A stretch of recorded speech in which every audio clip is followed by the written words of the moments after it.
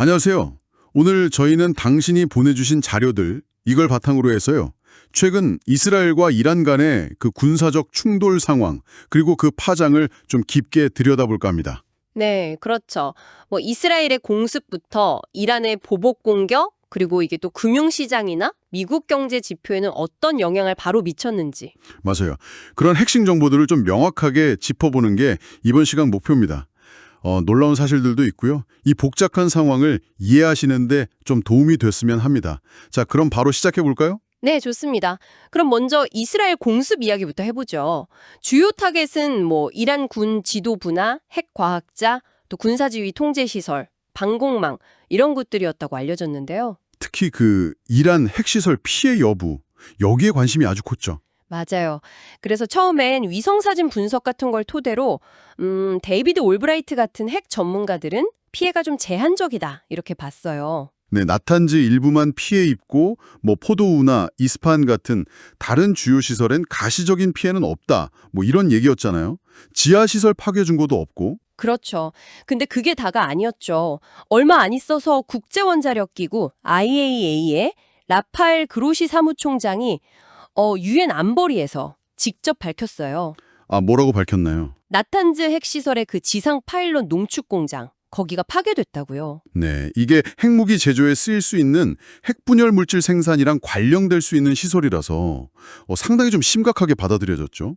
초기 정보랑 실제 피해 규모 사이에 좀 차이가 있었던 겁니다. 아, 그러니까 정보 확인에 시간이 좀 걸리면서 상황 인식이 달라진 거군요. 이스라엘은 이걸 자위권 행사다, 국가 보전 행위다 이렇게 주장했고요. 네, 맞습니다.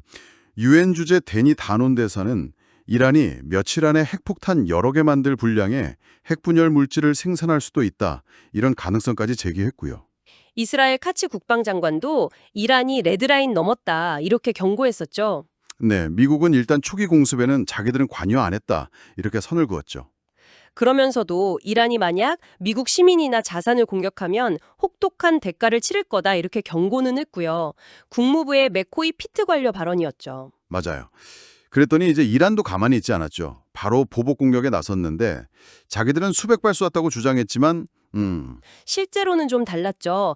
이스라엘군 대변인 아비카이 아드라이는 100발 미만이었고 그것도 대부분 요격되거나 실패했다 이렇게 밝혔어요. 테르아비브나 예루살렘 같은 도시들이 목표였고요. 네. 근데 여기서 좀 흥미로운 점은 로이터 통신 보도를 보면 미군이 이스라엘을 도와서 이란 미사일 요격에 직접 도움을 줬다는 거예요. 아, 정말요. 미국의 그 초기 불개입 입장이랑은 또 다른 움직임이네요. 그렇죠. 어쨌든 이란은 이번 공습으로 큰 피해를 입었는데 특히 호세인 살라미 혁명수비대 총사령관이나 모하마드 바게리 군 총참모장 같은 아주 고위 장성들이 사망했어요. 피해가 상당했군요. 그래서 이란은 미국이 공습에 연루됐다고 주장하면서 만약에 추가 공격이 있으면 이스라엘의 경제나 에너지 기반 시설을 타격하겠다 이렇게 경고한 거군요. 파르스 통신 보도가 그랬죠. 네, 이런 군사적 충돌은 바로 금융시장에 충격을 줬습니다. 유가가 정말 무섭게 뛰었죠. 와, 정말요. 국제 유가 기준되는 그 서부 텍사스산 원유 WTI 가격이 장중에 14% 넘게요. 네, 폭등했어요. 2022년 우크라이나 전쟁 터진 이후로 하루 최대 상승폭이었죠. 세상에 뉴욕 증시 대표 지수인 S&P 500은 또 1% 넘게 하락했고요. 네, 분야별로 반응이 좀 엇갈렸어요. 엑손 같은 에너지 기업이나 루키드 마틴 같은 방산업체 주가는 확 오르고 반대로 델타 같은 항공사나 엔비디아, 애플 같은 기술주는 좀 떨어졌고요. 안전자산인 달러랑 금값은 올랐고요. 이게 딱 시장의 불안감이 그대로 나타난 것 같아요. 맞습니다. 시장 분석가들 필플린이나 니코스 차브라스 같은 사람들은 중동 리스크에 시장이 좀 과민 반응하는 경향이 있다 이렇게 보기도 해요. 아, 실제로 원유 공급에 큰 차질이 생기지 않는 한 유가 급증세가 오래 가긴 좀 어려울 수도 있다. 이런 분석이군요. 네, 물론 호르무즈 해협 봉쇄 같은 최악의 시나리오 가능성도 아예 배제할 순 없지만 그건 또 이란 경제에도 치명적이라 쉽지 않다는 분석도 있고요. JP모건 분석이었죠. 그렇죠. 이런 지정학적 사건에 대한 시장의 첫 반응은 종종 좀 과도하고 일시적일 수 있다. 이런 의견도 있었고요. 잭 야나시에비치나 후안 페레즈 분석가 얘긴데요. 네, 그런데 이렇게 시장이 출렁이는 상황에서 이번 사태가 이미 좀 변화 조짐을 보이던 미국 경제 전반에는 또 어떤 영향을 미치는지 이것도 같이 짚어봐야 할 것 같아요. 아, 중요한 지적이네요. 당장 그 6월 미시간대 소비자 심리 지수가 예상보다는 좀 괜찮게 나왔지만 여전히 역사적으로 보면 낮은 수준이고 기대 인플레이션은 높잖아요. 맞아요.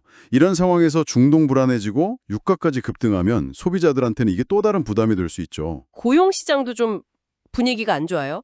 연속 실업수당 청구 건수가 2021년 11월 이후 최고치를 기록했다는 건 사람들이 일자리 잃고 다시 구하기까지 시간이 더 걸린다. 이런 신호일 수 있거든요. 그쵸? 성장 전망도 좀 복합적이에요. 애틀랜타 연준의 그 GDP 나우 모델은 2분기 성장률 반등을 예측하긴 하는데 실제 민간 수요를 보여주는 지표, 그러니까 내수, PFFP는 오히려 둔화될 걸로 보고 있거든요. 아, 그렇군요. 최근 5월 소비자 물가지수 CPI나 생산자 물가지수 PPI 상승세가 예상보다 낮았던 것도 어쩌면 이런 총수요 둔화랑 관련이 있을 수 있겠네요. 네, 그렇게 볼 수 있습니다. 자, 오늘 저희가 살펴본 이 자료들을 쭉 종합해 보면요. 이스라엘과 이란의 충돌이 이게 단순히 두 나라만의 문제가 아니라 국제 유가, 금융시장, 더 나아가서 미국 경제 전체 흐름에까지 직접적인 영향을 미치는 아주 복잡한 사안이라는 걸 알 수 있습니다. 네, 맞아요. 특히 시장이 아주 즉각적이고 민감하게 반응했다는 점, 그리고 이미 좀 둔화 조짐을 보이던 미국 경제에 이게 또 새로운 불확실성을 던졌다는 점, 이런 부분은 앞으로 계속 주목해야 할 것 같습니다. 그렇다면 마지막으로 당신께 질문을 하나 던져보겠습니다. 이번 이스라엘-이란 충돌, 이게 그냥 단기적인 충격으로 끝나고 시장은 다시 안정을 찾을까요?